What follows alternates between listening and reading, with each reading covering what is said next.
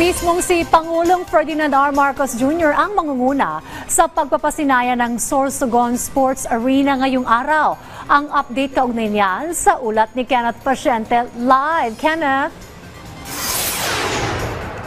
Dayan, nakatakdang pangunahan ni Pangulong Ferdinand R. Marcos Jr. ang inaugurasyon ng pinakamalaking sports arena dito sa Bicol Region.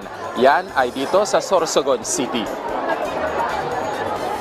Kasabay ng selebrasyon ng ika-50 taong anibersaryo ng Sorsogon ngayong taon, pasisinayaan din ang Sorsogon Sports Arena na pangungunahan ni Pangulong Ferdinand R. Marcos Jr. Inspired ang disenyo ng instruktura sa tanyag na Coliseum sa Roma at may lawak itong 7.1 hectares.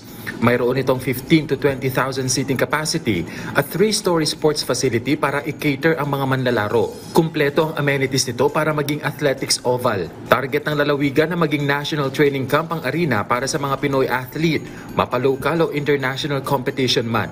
Lalo na't accessible ang Sorsogon mula Luzon, Visayas at Mindanao. Kahapon ay dumalaw na rin sa probinsya si First Lady Luis Araneta Marcos para makibahagi sa Kasanggayan Festival sa probinsya. Nagsilbing hurado ang unang ginang para sa National Festival of Festivals competition.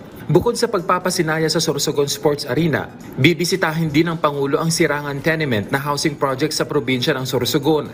Gayun din ang Sorsogon National Government Center kung saan pwedeng ma-access ang serbisyo ng gobyerno.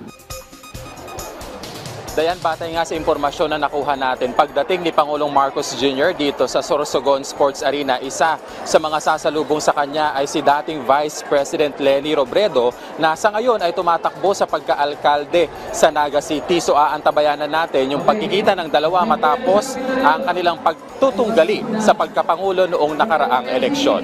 At yan na muna ang latest. Balik sa iyo, Dayan. Maraming salamat, Kenneth Paciente.